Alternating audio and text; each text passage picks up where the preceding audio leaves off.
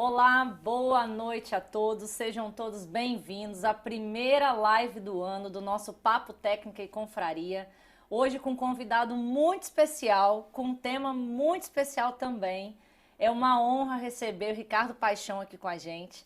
Já vou fazer as honras, já vou apresentá-lo para vocês.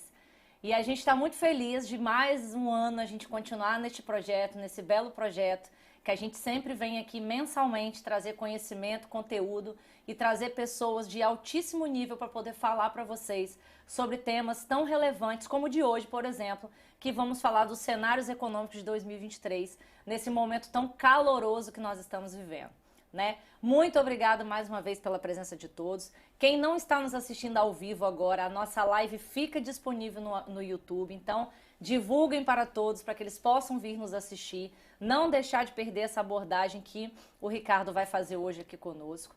Né? Gostaria de cumprimentar as nossas parceiras de live, a Milza, que não pôde estar presente neste momento em razão de um outro compromisso profissional. Agradecer a Carla está lá no Piauí, mas vai entrar daqui a pouco online com a gente, tá? Nós estamos resolvendo algumas questões técnicas aqui em razão da chuva que chegou de forma surpreendente para a gente no final dessa tarde.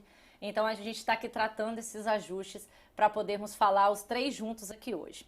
Também não posso deixar de agradecer aos nossos apoiadores, a Casa do Porto, que ofereceu esse vinho maravilhoso, que eu já vou passar a ficha técnica para vocês, a Fornexus, que está aqui mais uma vez nos atendendo, com toda a equipe aqui, no maior sufoco para a gente poder conseguir colocar essa live no ar, porque a chuva realmente atrapalha bastante quem está aqui na região de Vila Velha, né?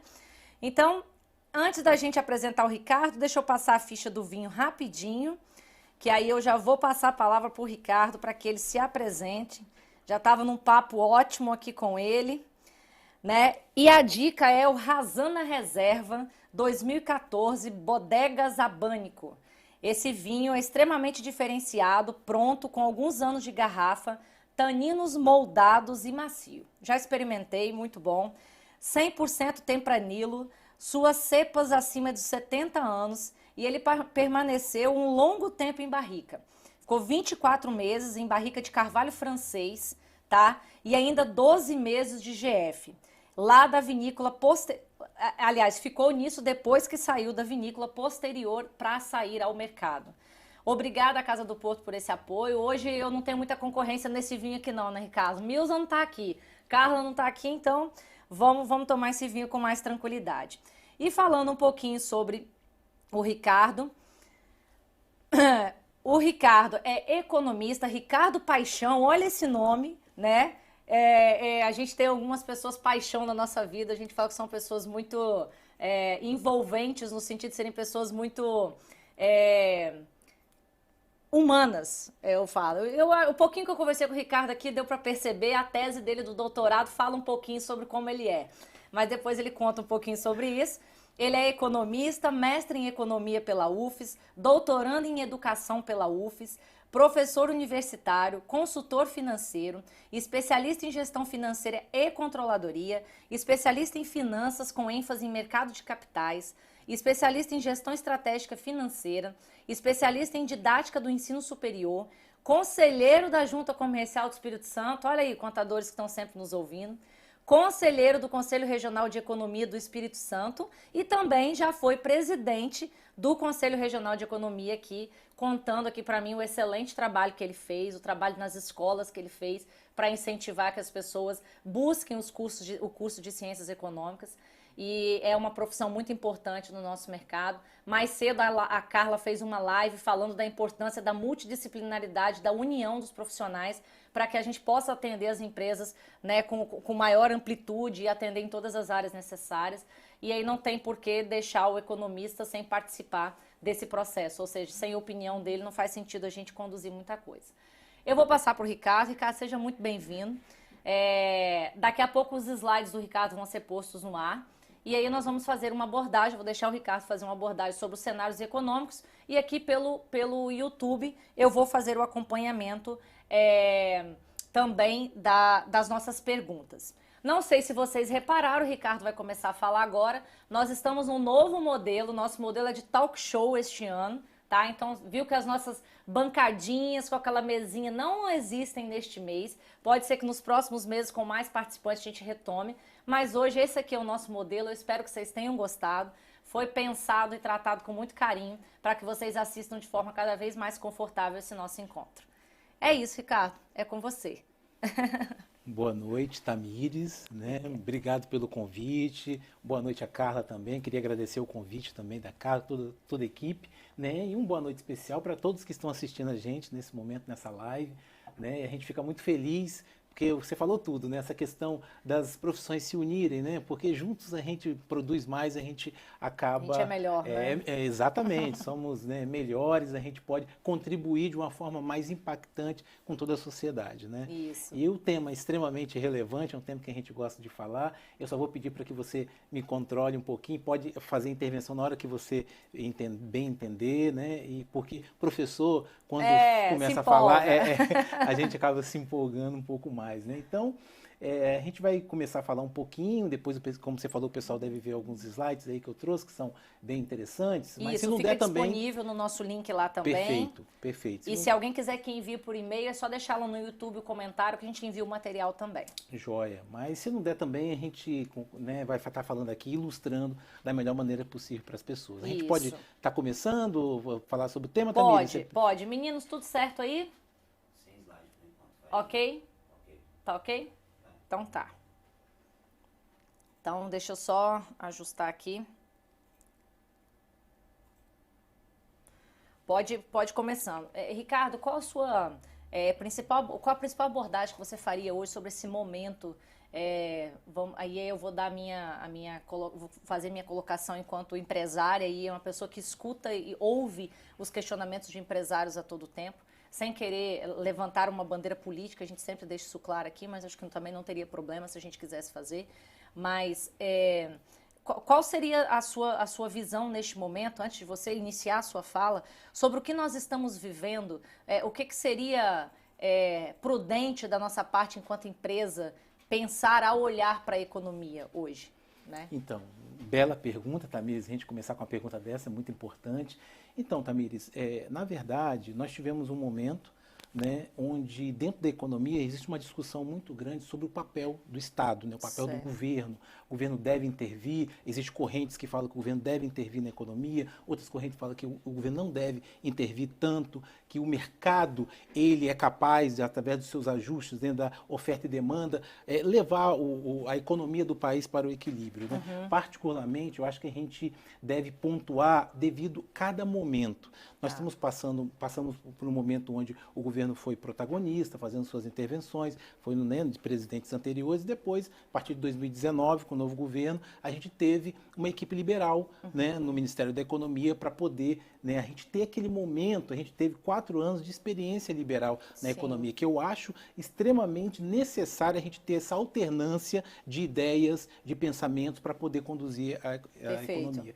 E aí, Tamires, o que a gente viu ao longo desses 4 anos, né, sobre a equipe econômica, infelizmente, uma coisa que me frustrou, eu fiquei um pouco frustrado, porque a gente não viu grandes novidades sob o ponto de vista da política econômica executada. Então a gente esperava que uma equipe liberal ele ia trazer algo novo, né? Porque a equipe liberal, a tutela dele é você dar mais espaço para o mercado, né, evoluir, tomar suas decisões, enfim. E a gente viu, na verdade, que não teve grandes alterações sobre o ponto de vista da política econômica. É claro que a gente veio com a pandemia, foi uma tragédia que aconteceu ao longo desse tempo, mas o que a gente viu sobre as principais decisões e ações governamentais foi o que nós chamamos de aquelas ações keynesianistas, né? Da intervenção do governo ser o ponto central da atividade econômica do país. Então, assim, me deixou um pouco frustrado. Então, eu acho que agora é um momento de inflexão, que você vê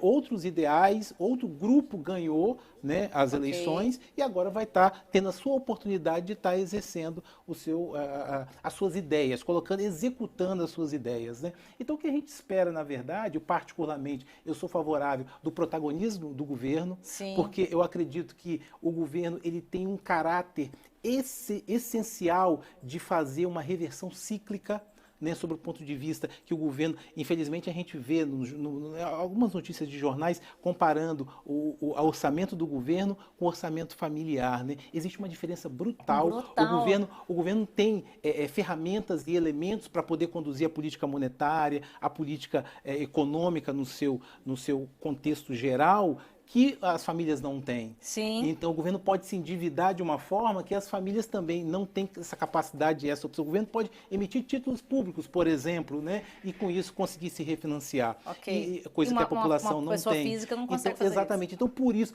por essa característica, o governo exerce um papel importante, principalmente em situações de crise. Entendi. Então, nós estamos num momento agora que a gente, é claro, a gente não tem um desenho ainda sobre essa nova equipe econômica que assumiu. A gente ainda não tem todas as diretrizes que a política econômica vai ser executada nesse novo governo, mas é uma possibilidade que a gente tem. Eu até recomendo para o empresário, para ter um pouquinho mais de paciência, que a gente primeiro precisa entender qual é a condução da política econômica. Sim. Para que a gente tome as decisões. Eu sei que a questão do planejamento é fundamental. Está todo mundo muito eufórico, né? Está todo mundo eufórico, ansioso para que a gente tenha esse desenho. Mas a gente precisa saber qual vai ser esse protagonismo que o governo vai exercer. E aí eu gostaria de abrir um parênteses, porque existe o senso comum, ele traz algumas concepções que são fáceis, né, de a gente poder analisar, mas a gente tem que ter muito cuidado, tem que analisar tecnicamente. Quando eu falo de protagonismo no governo, eu não estou querendo dizer que, olha,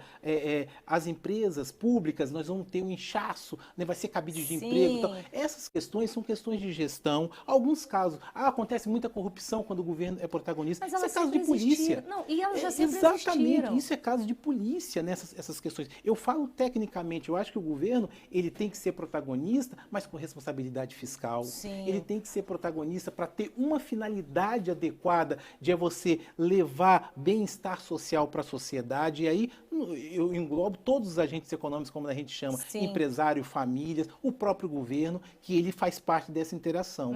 Então, assim, eu acho que o momento é um momento de ansiedade, é um momento onde o empresariado realmente quer mais informação e todo mundo quer mais informação, mas eu acho que a gente deve esperar primeiro essas medidas para que a gente possa desenhar o papel de cada um, né, que a gente vai estar tocando dentro da sociedade.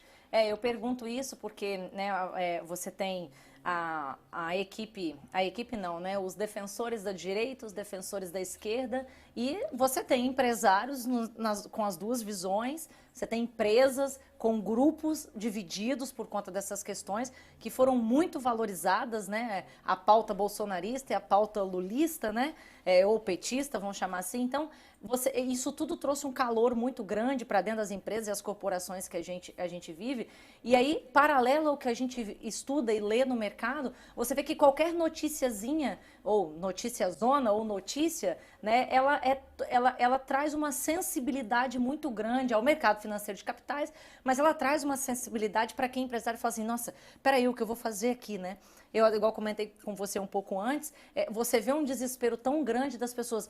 O que vai acontecer se eu ficar com a minha empresa no Brasil? O que eu preciso fazer? Então, assim, o dezembro foi exaustivo para nós contadores e advogados também. O janeiro continuou no mesmo ritmo, com essa preocupação do que vai acontecer com a economia. Quando, na verdade, você bem colocou que o governo, ele pode ser e deveria ser um protagonista da economia. Ele que rege as principais ações que vão trazer valor, aumento e, enfim, uma vida saudável no que diz respeito à economia para as empresas.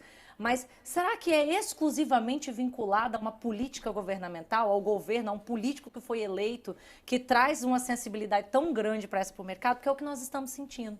Então, será que deveria ser assim? Será que não existe um caminho paralelo a uma política governamental que não fizesse que nós sentíssemos tanto os impactos de uma corrupção, de um escândalo de um político desses, de uma posição rigorosa de um político que nós tivemos? Como é que você vê isso? Né? A minha dúvida é, gente, será que sempre a política vai ser quem vai carregar as nossas sensações enquanto empresário? Né? Bom, o debate, né, da economia, ele está atrelado à política, né? A gente costuma dizer, né, na economia que a economia é uma questão técnica, Sim. Só que as decisões muitas das vezes são políticas, são né? políticas. Estão entrelaçados, né? Realmente. Eu quando falo da questão do protagonismo do governo, aí eu resgato uma questão técnica, né, da gente poder resgatar lá Keynes, né?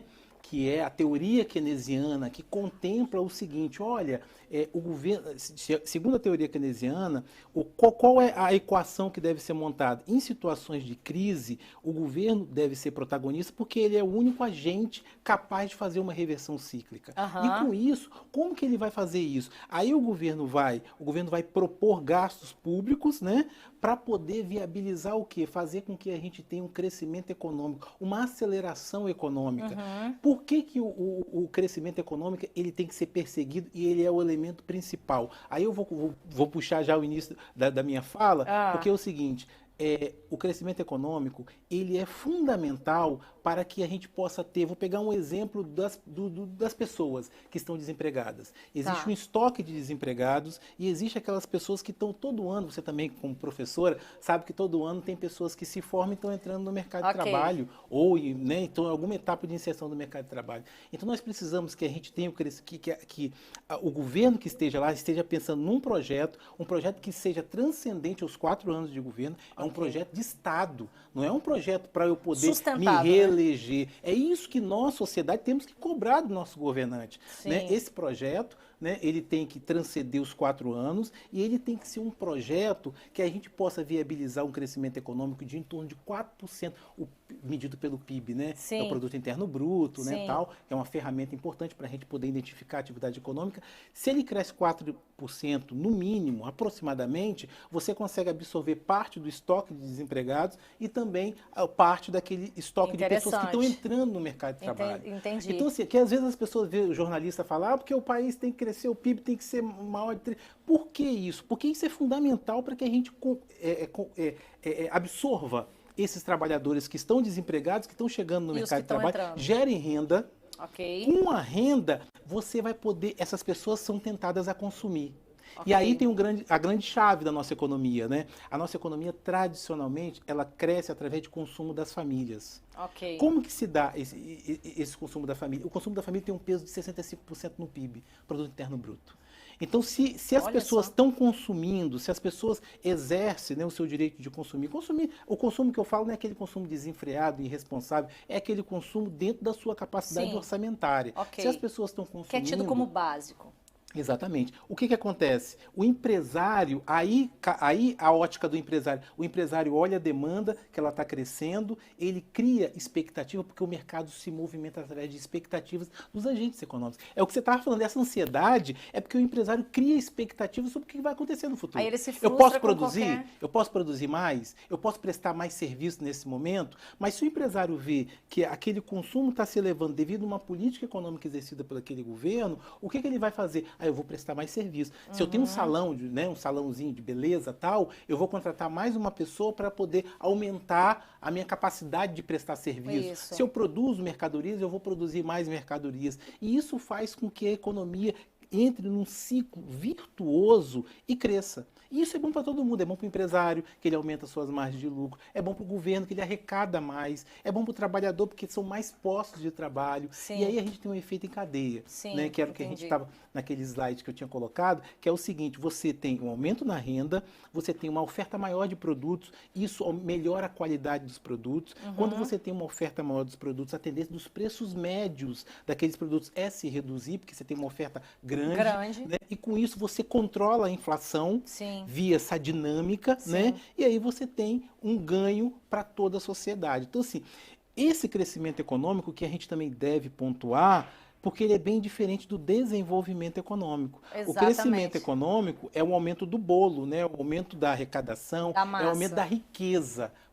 Global. Mas isso não significa que eu estou eliminando desigualdades sociais. Entendi. Então, assim, o desenvolvimento econômico, ele percorre um caminho mais longo, que também tem que ser trilhado pela política econômica, pelo governo que está sendo executado, que é porque nós temos que diminuir a desigualdade, está tentando reduzir, trabalhando em cima. As pessoas têm que ter acesso à saúde, educação de qualidade, infraestrutura. Então, assim, primeiro é o crescimento econômico, que é a primeira etapa, é onde tem que ser a meta de qualquer governo que esteja no poder. Depois pensar no desenvolvimento econômico para inserir variáveis sociais para que a gente possa dar qualidade de vida, bem-estar social para toda a sociedade. E aí eu atendo essa necessidade de que não se desenvolveu economicamente.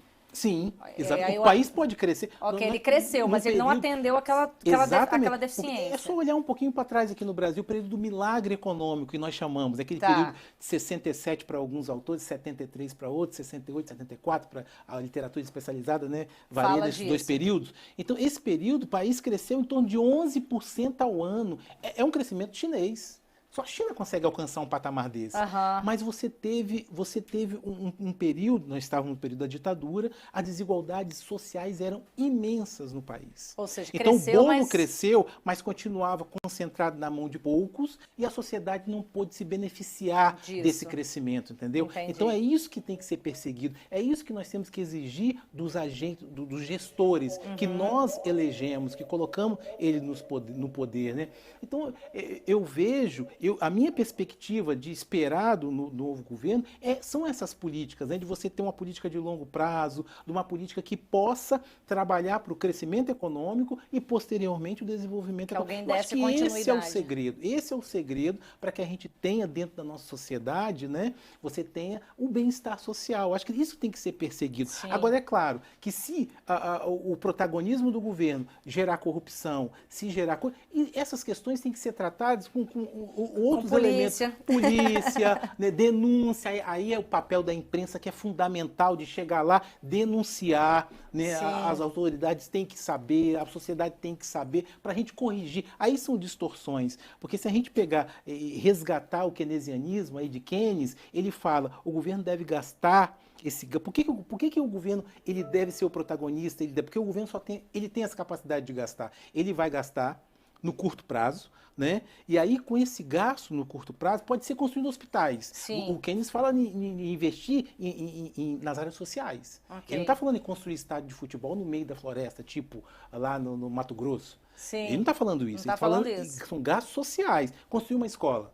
Beleza. Porque quando você constrói uma escola, e aí abre uma perspectiva para a gente pensar, você precisa da construção civil, que é uma cadeia, é uma cadeia muito ampla, que emprega muita gente, e aí tem um segredo muito importante. A construção civil ele tem essa capacidade de você gerar emprego para um trabalhador que não tem tanta qualificação. Você não precisa ser doutor para ser... Sim. Né, não estou desmerecendo a profissão de pedreiro. Não, porque é uma mão de uma obra profissão... altamente necessária. Exatamente. Entendeu? Eu até brinco nas minhas aulas, falo o seguinte, gente, você rebocar um teto, você tem que ter uma destreza, uma habilidade. Eu não tenho, eu nunca consegui. Você conseguir fazer uma massa, porque você joga no teto e fica lá, colhe, depois...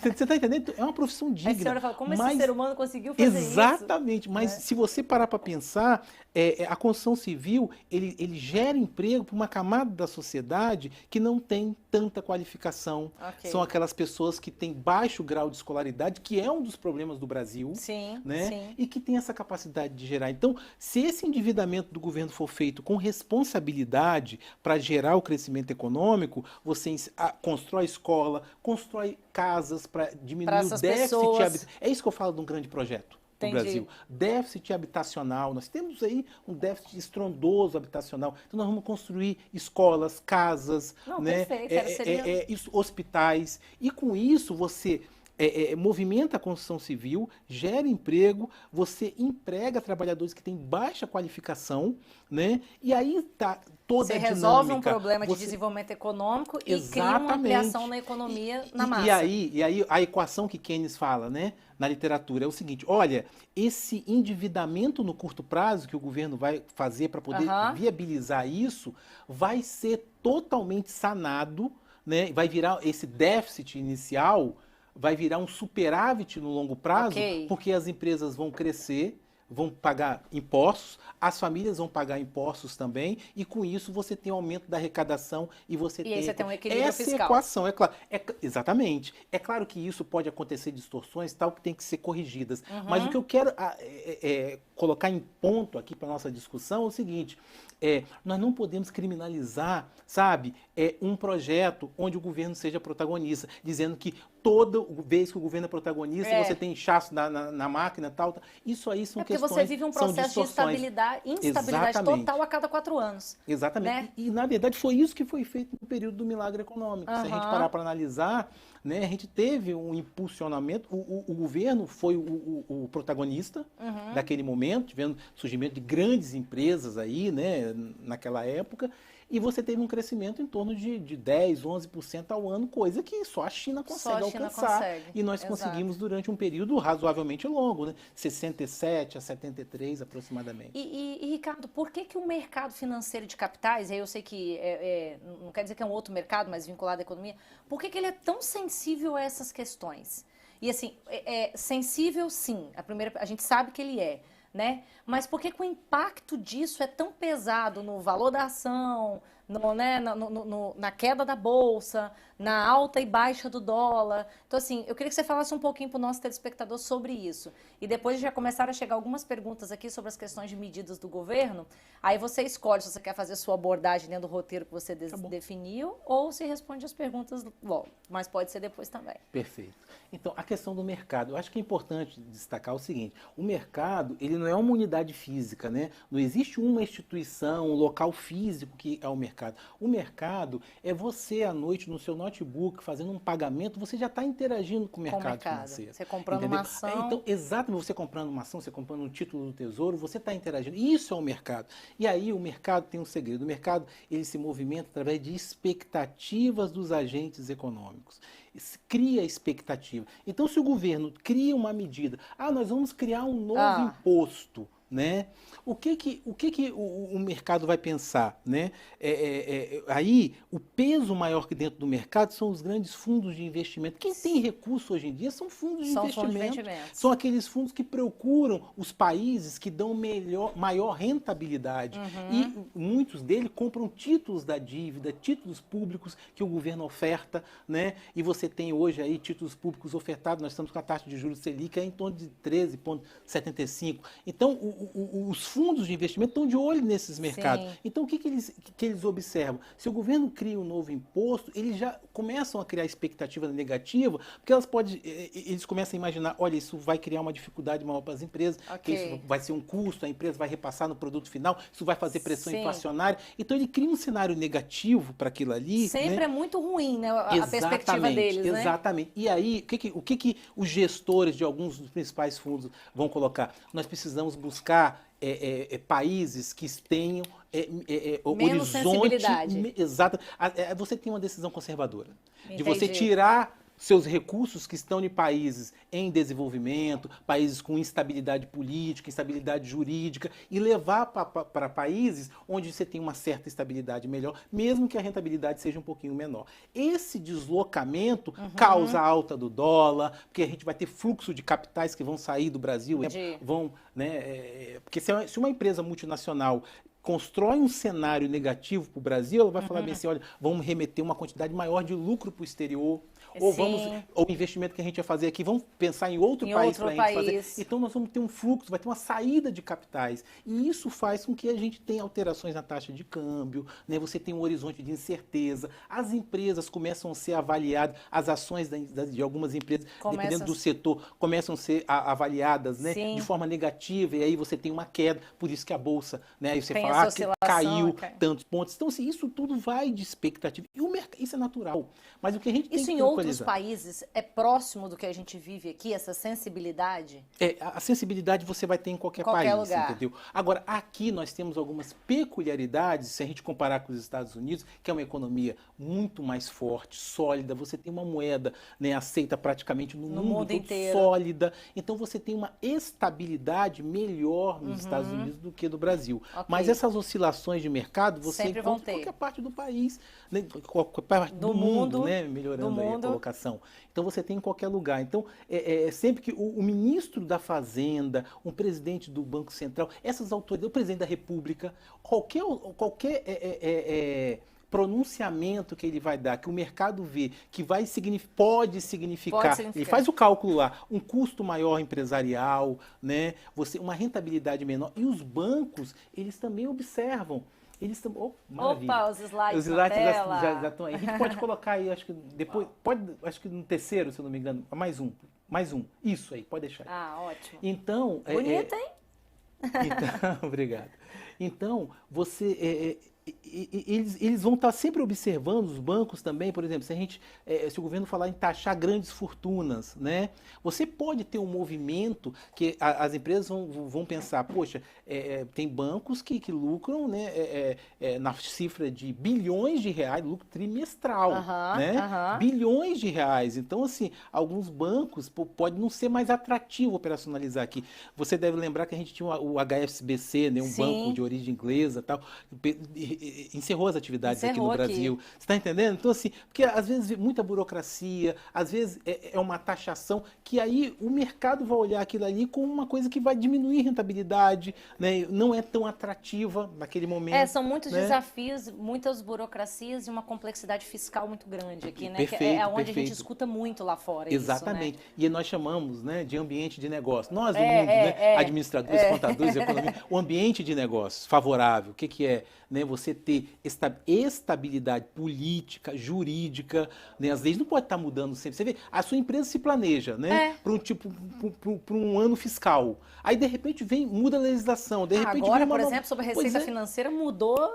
Então, isso gera um impacto, você não estava esperando essa alteração, então você tem que readequar seu planejamento. Trabalha na desconfiança, isso significa o quê? Custo para a empresa. E custo é um problema, porque o empresário tem que sempre estar gerenciando aquilo ali, porque às vezes ele já está com a margem de lucro muito estreita. Muito ele apertada. não tem como reduzir aquilo ali mais. Aí você tem uma alteração dessa, isso gera um problema. Então, de repente, para a empresa, eu vou abrir uma filial em outro país, que para mim é mais vantajoso. Então, assim, todas essas questões. Então, o governo tem que ter muito cuidado, né, nos seus pronunciamentos, nos seus planos, programas, né, verificar uma ação que ele vai fazer, uma medida que ele vai tomar, verificar alguns setores que podem ser penalizados por aquilo ali. E aí nós temos que criar mecanismos também para subsidiar. Você olha a pandemia, vamos voltar na pandemia. Você pega o setor de turismo. Foi extremamente afetado, né? Praticamente fechou, parou tudo o setor de turismo. Agora você pega o setor de farmácia, né? Você pega os supermercados.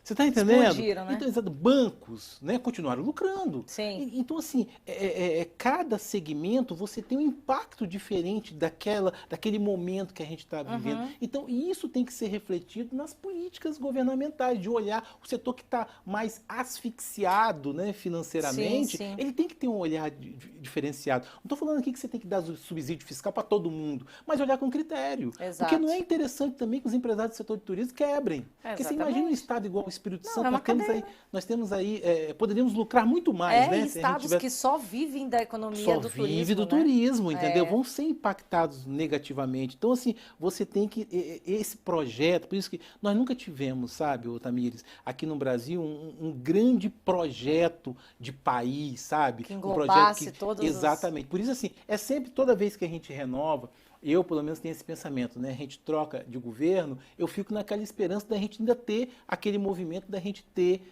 um projeto. Porque o governo sempre assume e tem que apagar incêndios, né, problemas pontuais, mas eu acho que falta dar um passo maior, de você criar um grande projeto para o país que vai se perpetuar, que vai transcender os anos de mandato para que a sociedade possa ser beneficiada. Então, acho que nesse ponto, por isso que é importante você ter um horizonte, porque às vezes a gente pensa assim, o governo assumiu, então qual é o papel do governo? Então, na minha visão, o papel do governo é buscar o crescimento econômico, que é o primeiro, né, a primeira meta a ser alcançada. E, posteriormente, porque isso vai levar mais tempo, o desenvolvimento econômico. Sim. Então, nós temos que percorrer isso. E aí no slide, né, eu ilustrei algumas coisas. Seu slide. Eu ilustrei algumas coisas aqui, ó, a questão de renda, né, você mexe em variáveis como renda, emprego, competitividade. Eu falei aqui, né, a questão de a inflação. Você tem maior oferta de produtos, você melhora a qualidade, você reduz a inflação. Sim. Então, você ali,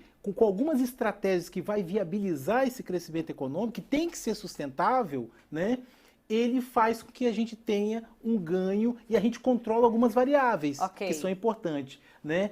E aí vai um ponto importante, o seguinte, como eu falei para você que nós crescemos via consumo das famílias, tem alguns países que crescem através de investimento direto, nós crescemos através de consumo das famílias, que tem um peso enorme no nosso PIB.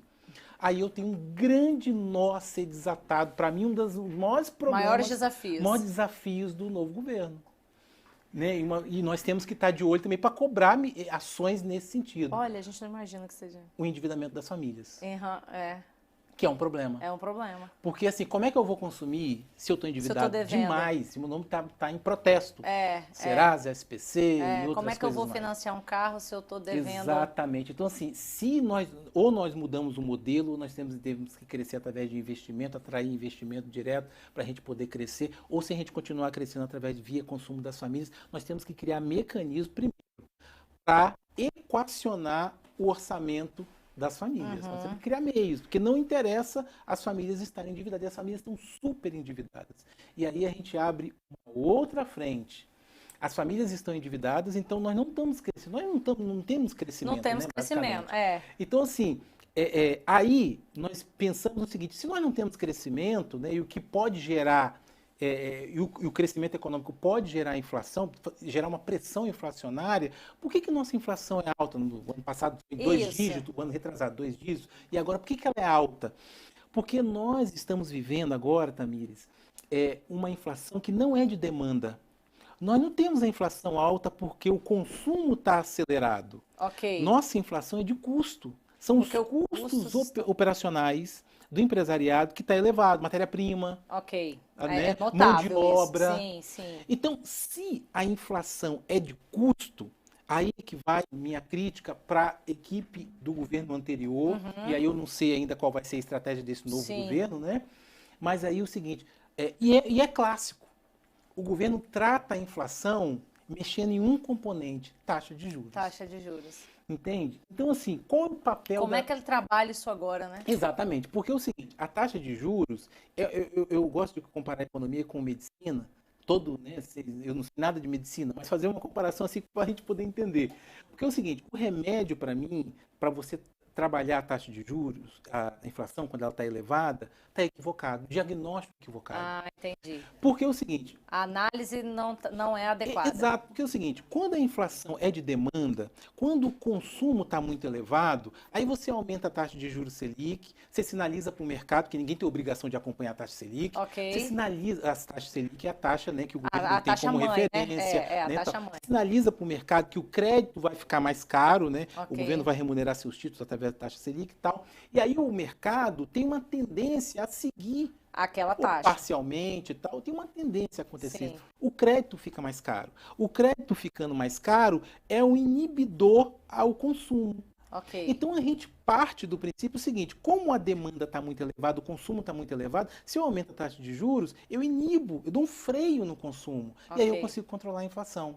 Perfeito. A análise é essa. Mas se a inflação for de custo, esse remédio não tem. É igual você tá com, sabe, um dor de cabeça, você toma um remédio que não vai tratar sua dor de cabeça. Não, até porque se você for levar em consideração operações, não sei se meu raciocínio está correto, uma operação industrial, que ela já absorveu aquele custo nesse ano e no início desse, como ela vai conseguir reaver, como ela vai conseguir baixar o custo daquela operação dela para que ela reduza essa inflação de custo? Ela não consegue mexer nisso mais. Ela já bancou por isso.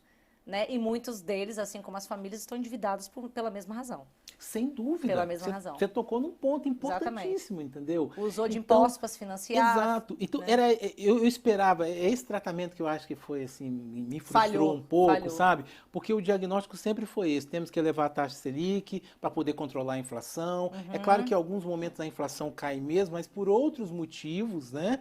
E aí, o que a gente consegue? Nós estamos numa armadilha, porque a taxa Selic é muito elevada, se o juros estiver muito alto, nós afetamos o ambiente de negócio do mundo empresarial. Entendi. O empresário, o empreendedor, é o que nós estamos vivendo. O empresário, o empreendedor fala bem assim, poxa, se eu abrir uma filial em Colatina, né, o crédito está muito caro. Então o meu custo vai ser muito elevado. Sim. Vou guardar esse projeto aqui, esperar um momento melhor. Aí o que todo mundo faz. O empresário está guardando ali. Todo mundo aí faz, o empresário não contrata. Tudo.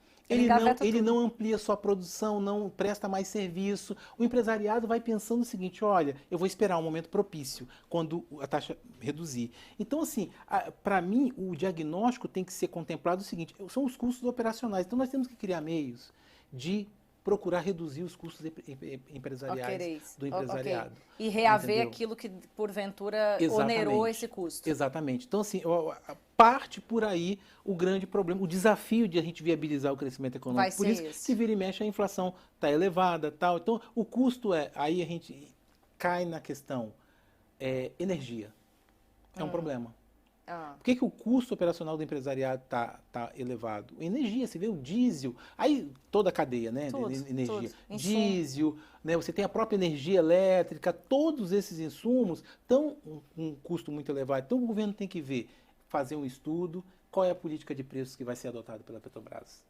Vai continuar atrelada à taxa de câmbio, muito ao preço do barril do petróleo? Vai continuar ou vai mudar? Vai criar um fundo porque se ela fala para que vai poder continuar... tentar... Exatamente. Então, assim, o que nós vamos fazer para tentar resolver ou pelo menos amenizar essa questão? Sim, Então, sim. isso tudo, sabe, são as expectativas que a gente acaba criando para a gente poder tentar combater uma inflação que é de custo e não de demanda. Sim, entendi. Então, já começa pelo diagnóstico do que vai ser feito para a gente poder, né, tentar tratar isso daí. Porque a inflação é um dos grandes entraves também para a gente crescer via consumo das famílias. Entendi. Resolver o endividamento das famílias, Ok. né?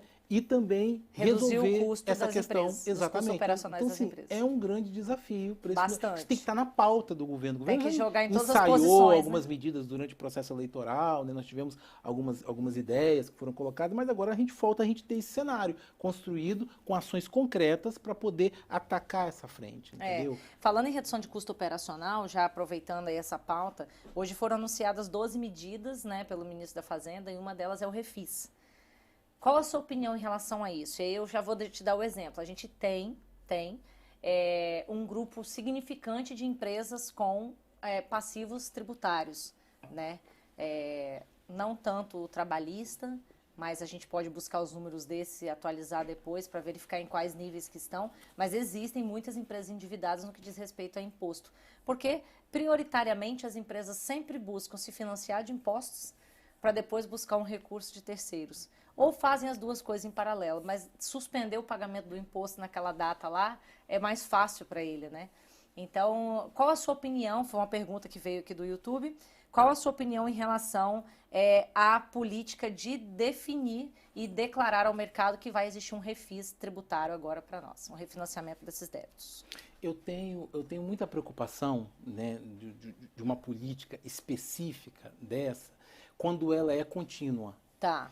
Porque alguns empresários, né, aí não são todos, é claro, né, alguns empresários podem pensar o seguinte: olha, eu não vou esquentar muito a cabeça, né, com essa área, não, porque em algum momento vai surgir um programa desse e aí eu deixo acontecer. A gente ouve muito inibe, tal. Então, assim, isso tem que, se for feito, tem que ser feito com muito critério, entendeu?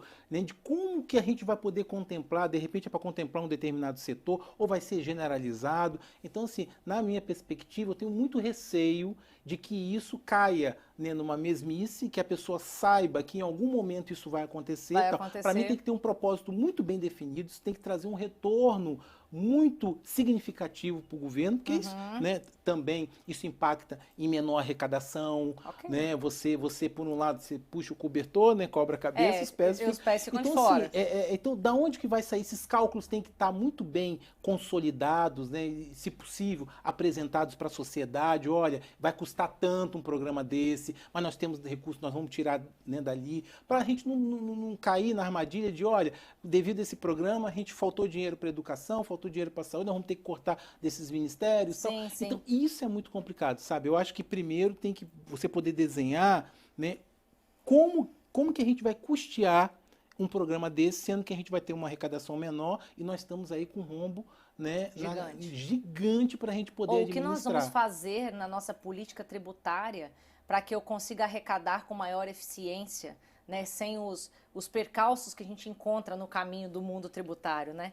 O que eu posso fazer para melhorar? Qual é a nossa performance? Nós vamos criar um imposto único? O que nós vamos fazer? Vai ser todo mundo lucro real? Vai ser todo mundo simples? Nós vamos definir uma regra geral para melhorar isso? Porque isso é um grande...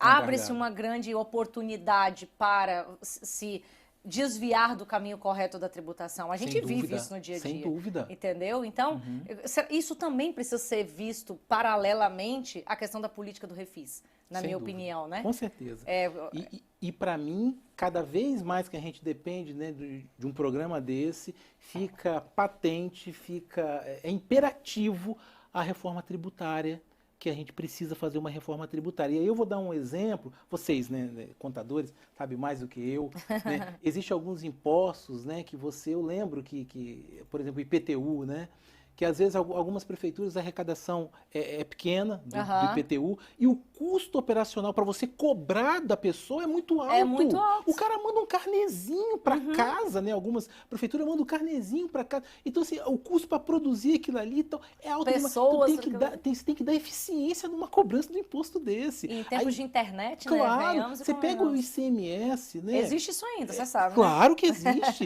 O ICMS, né? Cada estado tem uma legislação. Gente, olha, sinceramente, para a pessoa que vai trabalhar com isso aí, Com é uma dor de ICMS. cabeça. Não, é um Cada caos. estado tem uma alíquota diferente, uma regra diferente. Nós precisamos urgente de uma reforma tributária que vai evitar isso. Se isso for para atender uma questão pontual, né, e não for se repetir com muita frequência, beleza, mas eu acho que precisava de mais tempo para a gente estudar isso. Exatamente, Na minha opinião, é muita hora muito de cadeira, eu cedo costumo dizer. para a gente poder já apresentar isso. Mas, enfim, agora, se for aquilo que esse ano vai ter, tem no outro, e as pessoas já esperam isso, né? Eu lembro que às vezes, por exemplo, a gente tem essa discussão dentro dos conselhos também, né? Que a gente faz isso também por causa da anuidade, né? Então, às vezes, eu vou atrasar a anuidade porque eu sei que vai acontecer também um programa, né? Que vai reduzir os juros um equilíbrio entre... Quando acontecer isso, eu pago a minha. Exatamente, é uma eficiência entre a arrecadação e a fiscalização. Incentiva, né, a inadimplência, incentiva. Lógico. Coisa. Então, por isso que eu acho que você tem que ver com muito critério. Eu acho que o tempo foi curto,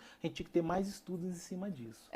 Bom, a Carla me passou aqui 3 perguntas. Claro. Ó, IPCA alto, aumento de preços dos alimentos decorrente da pandemia e guerra na Ucrânia, escassez dos insumos. 2023, você acha que nós vamos passar por isso ainda?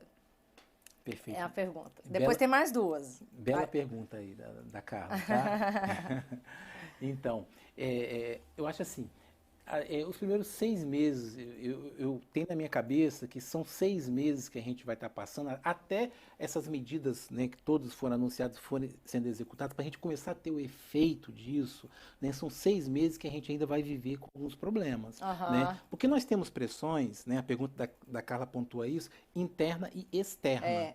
Né? Você tem a questão externa, que é a guerra da Ucrânia e Rússia, que é um grande exemplo, né, de que alguns insumos ficam fertilizantes, né? A Rússia é um dos grandes produtores, né? Aí você tem também os cereais, né? Que a Ucrânia também é um dos grandes produtores. Então, isso tudo afeta a oferta.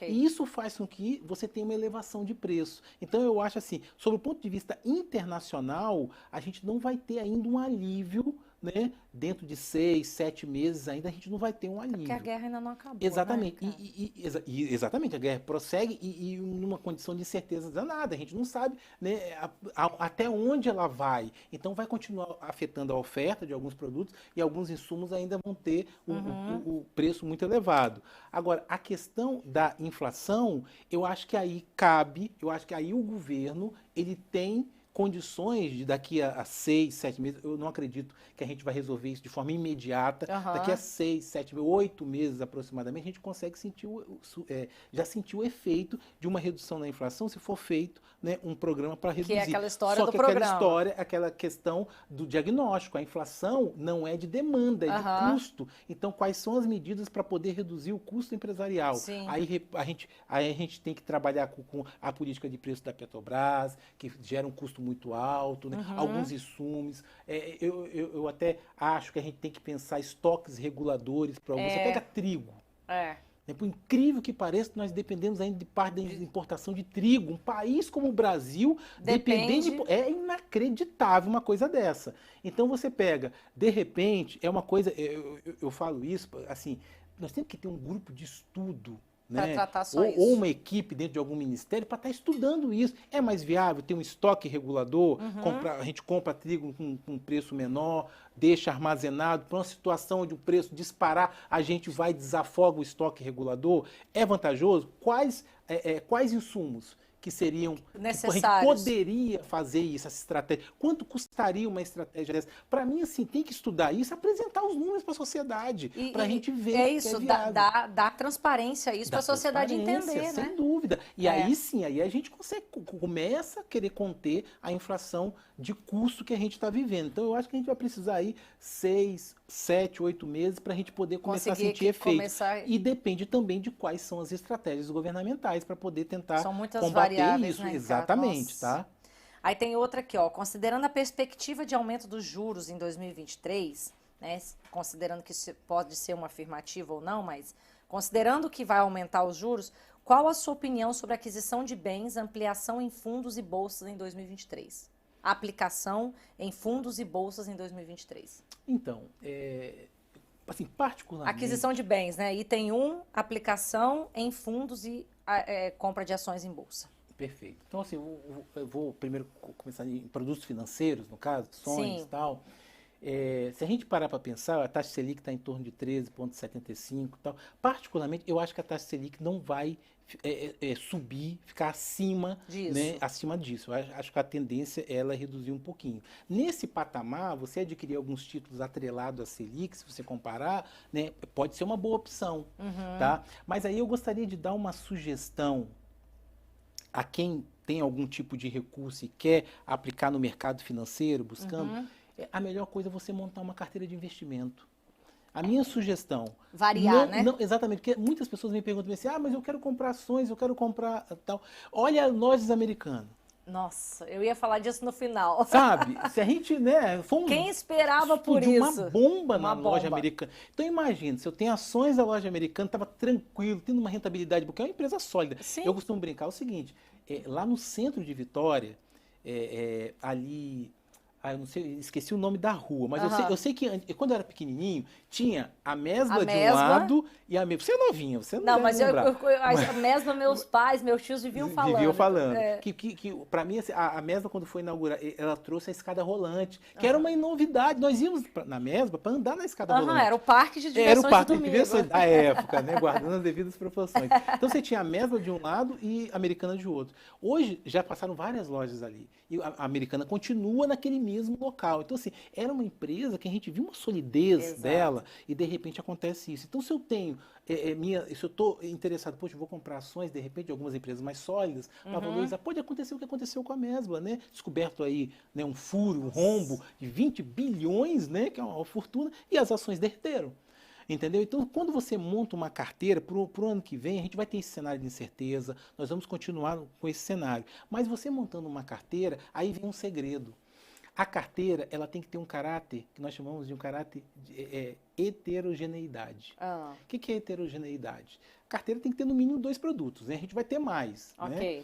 Então, você botar grupos de produtos que vão ser afetados de forma diferenciada. Por exemplo, se eu tenho ações ligadas ao setor de fármaco, né, de farmácia, e tenho ações ligadas ao setor de turismo, as perdas que provavelmente eu possa ter em ações de grupos de turismo, na pandemia, por exemplo, eu posso reverter isso com ganho, né, ações de grupos, né, de farmácia, supermercado, outras coisas mais. Sim. Então, assim, essa construção da carteira é interessante, né? Nós temos a taxa de juros, eu acredito que não vai subir tanto, mas ela pode continuar num patamar, né, cair um pouquinho, mas ela está num patamar muito alto. Sim. Títulos públicos pode ser uma boa opção, mas eu sugeriria não olhar um produto apenas, ou ações ou títulos tal. Montar uma carteira, e aí vai também uma sugestão de olhar o seguinte, existe possibilidade de você fazer isso para o cidadão comum num banco e numa corretora. Eu costumo dizer que o banco, ele é quase como se fosse uma farmácia que vende produtos assim de higiene, sabe? Sabonete, essas coisas todas, tal. Ela tem menos diversificação. Uma corretora, dependendo da corretora, ela tem uma capacidade, é um shopping. E ela tem uma capacidade maior. Tem produtos específicos, títulos internacionais. Sim. Então, para quem quer diversificar pode ser uma boa opção, mas cada caso é um caso. Aí tem que analisar o perfil do investidor, né, que é o ponto de partida, é o ponto de partida. Mas eu acho que para todos os perfis, montar uma carteira pode ser uma boa opção, porque aplicar no mercado financeiro e tal. E sempre buscando, né, a ajuda de um especialista, de quem conhece e tal, para que a gente economista. não ficar... Exatamente. E uma outra aqui, nós já estamos aqui aproximando a 1 hora já, hein? Ah, já? Passou rápido. No final de 2022, tivemos o maior saque dos últimos 10 anos da poupança. Isso se deve ao quê? A pergunta aqui do leitor, e do nosso ouvinte, e qual o reflexo ou consequência disso na economia? Bela pergunta, tá? Muito boa pergunta. Então, na verdade, a caderneta de poupança é um produto financeiro, né? Como os outros. E eu só abro um parênteses, porque ele tem outra perspectiva. A caderneta de poupança é para atender aquele cidadão mais humilde, para minimizar as perdas, exatamente, para minimizar as perdas, né, que a inflação proporciona. Ok. E a caderneta de poupança é um produto tão simplesinho que você pega. Meu pai tem 90 anos, é um senhorzinho de 90 anos, tá lúcido, graças a Deus. Ele entende como funciona a caderneta de poupança. Ok. Agora, se você falar de um título público, ele fala, não quero botar meu dinheiro aí, não. Eu tenho nem e tal. Então, assim, as pessoas têm, realmente, elas conseguem entender o papel da caderneta de poupança. E a caderneta de poupança não é para você ficar rico, ganhar dinheiro em cima daquilo. É para corrigir, mas o princípio dela é voltado para o cidadão mais humilde. Ok. Tá? Então, o grosso dali, o governo usa esses recursos que está lá. Porque, na verdade, quando a gente adquire um produto financeiro, um título, ação, tal... vamos falar do governo, né? Quando a gente compra alguns produtos financeiros vinculados ao governo, um título público, a sociedade faz um empréstimo para o governo. Ok. E o governo paga juros, que é a rentabilidade. Né? Então, na verdade, o que acontece? Quando a pessoa coloca ali na caderneta de poupança, se constrói um fundo, que o governo usa parte daquele recurso, que está principalmente nos bancos, Caixa Econômica Federal, Banco do Brasil, que são bancos, né, que pertencem ao governo, ele usa para construção civil, ele usa para alguns setores, e é importante para o governo ter um volume tal. Só que o governo tem uma outra forma de arrecadação de se refinanciar, que são os títulos públicos. Ok. Aí o papel do governo é controlar os fluxos da caderneta de poupança e dos títulos. Fundos. Não é interessante você diminuir muito a caderneta de poupança e estar com os títulos, porque são finalidades diferentes que o governo se utiliza. Ok. Então, aí até o cálculo da poupança mudou, porque quando a taxa Selic fica muito alta, você tem uma atratividade muito grande para os títulos públicos, né, em detrimento da poupança. Ok. Esse é um dos fatores. Taxa Selic elevada, né, alguns investidores tiram o recurso da poupança e vai migrar para títulos. Aí o governo tem que controlar isso. Até mudou o cálculo por causa desse fluxo. Disso. E nós temos alguns elementos que são fundamentais para poder explicar isso. O endividamento das famílias. Ok. Porque como é o pequeno poupador, exatamente, como é o pequeno poupador, é aquela pessoa que tem, eu ganhei um dinheirinho extra, né, a mais, vou colocar ali para alguma emergência. Tem muita gente que tem o que nós chamamos de reserva técnica, né? Aquela reserva para atender uma demanda emergencial, ele está ali. Ok. Só que as famílias foram se endividando. Então elas foram gastando. A primeira providência de quem está endividado é você o quê? Consumir os seus ativos. Entendi. Aí você vai na caderneta de então poupança. Essa pode ser uma justificativa. É uma justificativa. Sem dúvida. Né? De você olhar a caderneta de poupança, que é como se fosse a reserva técnica das pessoas. Tem um dinheirinho ali, estou endividado, vou pegar aquele dinheiro, pagar minhas dívidas e tal, né? E evitar pegar um empréstimo, pegar outras coisas mais. Então, isso está acontecendo muito. Né? As pessoas muito endividadas, recolhendo aquele recurso para atender uma demanda, para pagar uma dívida. Né? Você tem também que a taxa Selic aumentou demais. Isso gera uma atratividade maior para os títulos indexados à Selic e faz uma migração. Né? Eu acho que essas duas variáveis explicam bem esses fluxos que acontecem mesmo. Tal. E períodos de incerteza também. Depois do que aconteceu no governo, nós tínhamos uma ministra, Zélia Cardoso de Mello, governo Collor, né? que eu tinha muito, se falou muito nisso bem, agora. Né? Que criaram uma medida. Assim, que as pessoas ficam falando, né? Falam coisa equivocada, sem consultar a literatura. Né? A medida tinha dado certo em alguns outros países, né? Mas cada país tem uma realidade diferente.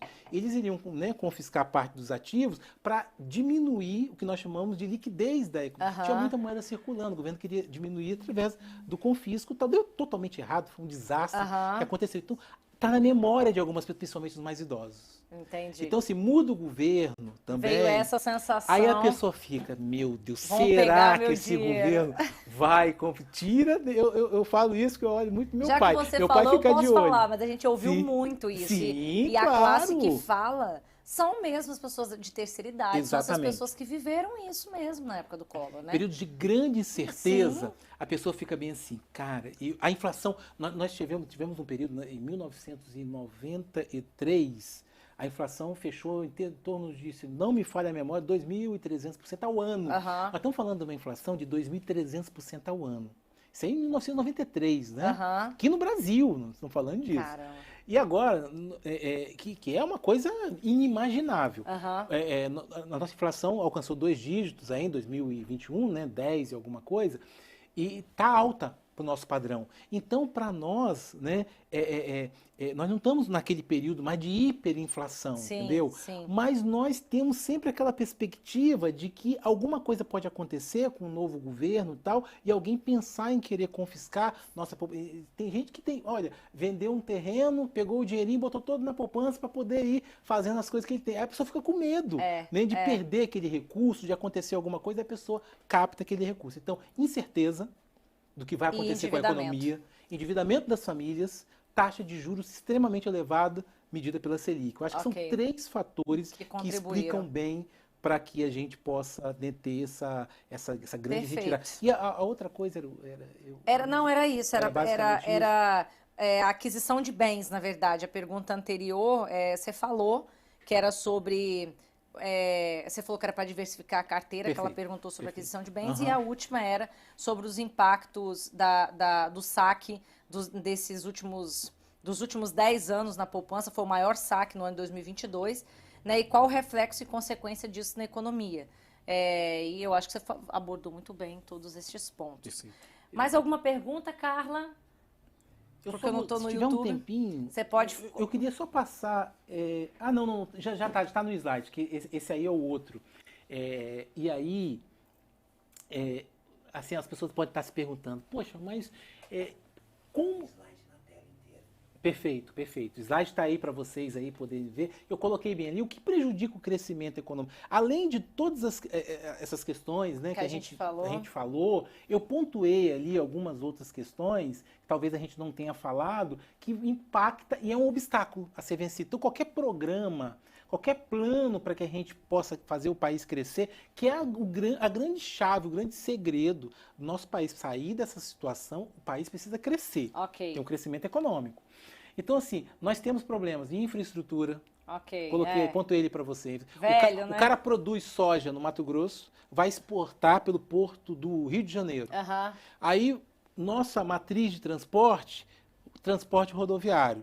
Aí parte do grão já fica pela estrada. 30% né? Eles perdem da carga. É uma coisa inacreditável. Aí você tem depreciação do veículo, buraco na estrada, você tem todo o problema, a logística toda. Então, assim, nós temos uma infraestrutura muito ruim, isso gera um problema entrave. Temos que mexer nisso. Carga tributária é muito elevada, né? Aí o empresariado, você que é empresária e tal, sabe que a gente sofre com esse problema de anos. Aí uma reforma tributária é uma coisa importante. A instabilidade, acho que a gente falou um pouquinho, né? Jurídica, política, isso também gera incerteza, risco, né? É um risco muito grande. Burocracia, né? O cara, para conseguir uma licença ambiental ou uma licença para poder operacionalizar, demorar 5, 6 anos. O empresário, não existe isso desanima qualquer indivíduo, né? De Hoje poder a gente tocar teve um cliente isso. que desistiu disso porque a exigência da empresa que estava locando o imóvel, inclusive em Vitória, era que ele tivesse uma licença ambiental que ia demorar 8 meses em média para ele poder tirar. E ele não tinha condição de esperar, né? A gente teve outros casos no final de dezembro que está de 120 dias a 150 dias para liberar licenças para operação de medicamentos no estado. Nos 2 maiores polos de operação logística do Espírito Santo, que é Serra e Cariacica. Então, assim, isso é gravíssimo. Ele falou, simplesmente não vou importar por aí, tchau, eu vou para outro estado que tem os benefícios equiparados ao de vocês. Quer dizer, isso é complicado. Isso é triste. Lá ele vai encontrar problema também, eu tenho certeza, mas se ele ganhar 5, 10 dias lá, ele vai para lá. Sem dúvida. E a gente perde. Sem dúvida. Né? Eu só queria pontuar que a gente não está falando que nós temos que atacar o meio ambiente. Não, tal, nada né? disso. Claro, é um exemplo. Isso dentro da legalidade, mas o que a gente puder dar celeridade aos processos, para o empresário, isso se reflete em custo. É custo menor para ele, né, também. Então, isso é importante. Tempo, Por isso que a burocracia é um problema. A inflação, que que tem que ser, na minha opinião, Contida. diagnosticada e contida, né? Juros, né, que a gente já falou aqui, e um problema, né, que nós somos professores, né, Tamires? E a gente sabe a escolaridade baixa. Então, assim, Nossa. você pega um estaleiro Jurong, Aham. né, lá em Aracruz, né? Aí o cara coloca ali o estaleiro, começa a operacionalizar, aí você precisa de profissionais para trabalhar. Cadê? Aí você olha aqui no Espírito Santo, né, que seria o, né, o está aqui, você tem que dar prioridade à mão de obra local. Você não tem profissionais qualificados para poder atender a demanda. Aí o cara tem que buscar lá no Rio, Minas, São Paulo, aí tem que ter um custo enorme, porque trazer uma pessoa de fora para trabalhar aqui, né? Enfim, tem empresas É um que desafio tem custo. enorme, porque se a gente almeja um crescimento econômico necessário para o cenário que a gente tá vendo, a gente entende que na escassez de mão de obra que nós estamos vivendo agora, isso tende a piorar e muito, né? Então, é uma decisão imediata que as instituições precisam tomar, né? As faculdades, as universidades, a gente, enquanto conselho, tem feito trabalho nas escolas. E eu sempre falo, gente, ninguém peca por estudar, né? Ninguém peca por entrar numa faculdade, porque jamais vai faltar emprego para qualquer pessoa que tem um nível superior hoje no Brasil. Perfeito, perfeito. Então, assim, são entraves que a gente tem que atacar para a gente poder Excelentes viabilizar o crescimento econômico, né? E isso aí é só uma etapa, né? Porque se o país crescer não significa as desigualdades, como a gente falou no início, né? Que as cobre desigualdades as desigualdades. sociais vão resolver. Mas um plano de governo né? pautado nesses principais pontos já seria um grande plano, Sem né? dúvida, sem Ricardo? dúvida. Eu acho que é isso que o empresariado espera, eu acho que a sociedade, né, e transparência, apresentar, né, resultado, de onde vai sair o recurso. Porque, às vezes, né, o indivíduo tem boas ideias, tem boas intenções, mas não está previsto de onde vai sair o recurso. Exatamente, quem vai financiar isso? E aí, assim, eu queria compartilhar aqui algo que eu acho que é uma coisa para a gente estudar, né? Porque muitas vezes a gente fala bem assim, poxa, mas você fala que o governo deve gastar, nós estamos com um rombo enorme e tal. É uma coisa que a gente deve pontuar, o seguinte, nós temos aqui no Brasil o que nós chamamos de reservas cambiais, né, que está em torno de 360 bilhões de dólares, que dá quase 2 trilhões, pouco menos de 2 trilhões de reais. São aquelas reservas que são das operações estrangeiras, né, que é reserva de dólares que a gente pode. Então, assim, o Brasil já usou anteriormente parte dessas reservas, mas era uma coisa, as reservas estão num nível muito elevado. É algo para a gente discutir o seguinte, será que a gente não poderia usar parte dessas reservas de forma significativa para poder fazer frente a algumas demandas, né? E aí seria uma saída para essa restrição orçamentária que a gente tem? Sim.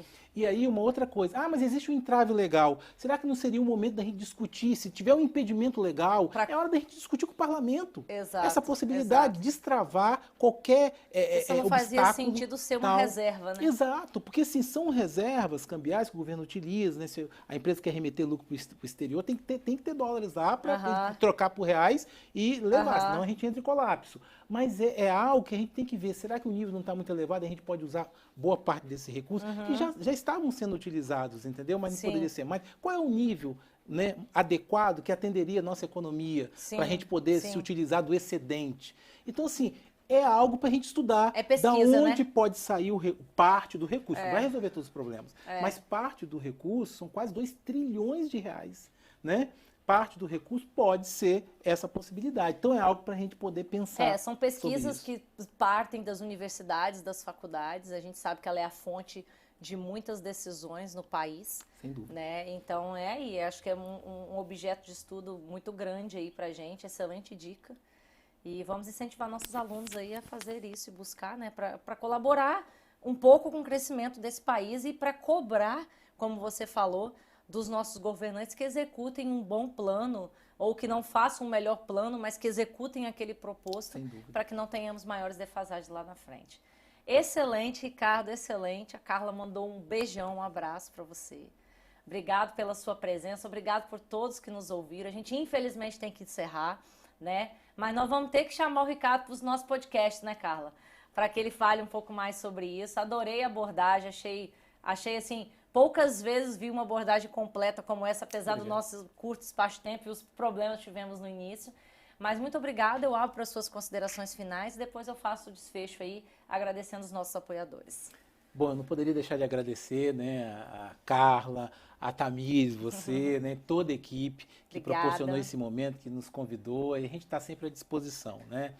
Eu acho que o momento é um momento difícil que a gente está vivendo no nosso país, mas eu parto do princípio que a gente tem que ter esperança e o nosso papel é cobrar das autoridades dentro do princípio da legalidade, da civilidade, né, do respeito. Né? Devemos cobrar o quê? Para que eles mostrem propostas significativas para o país.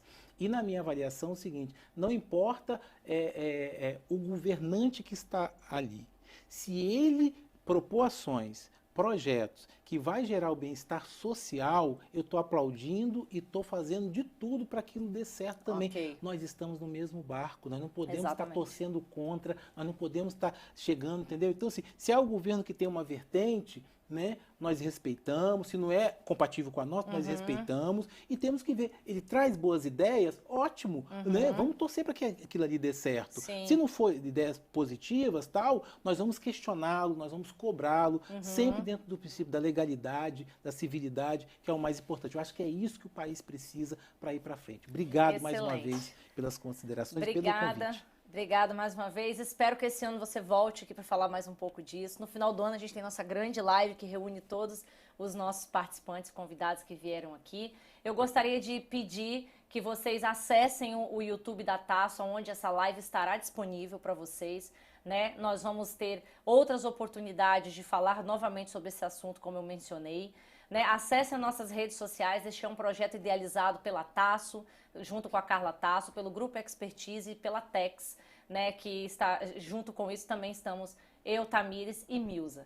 Muito obrigada aos nossos apoiadores, a Casa do Porto com esse excelente vinho. O assunto hoje foi eu fiquei tão fixada que, experimentei pouco do vinho, mas nós vamos dar continuidade aqui depois com ele. E agradecer toda a equipe Fornexus que está sempre com a gente aqui nos apoiando.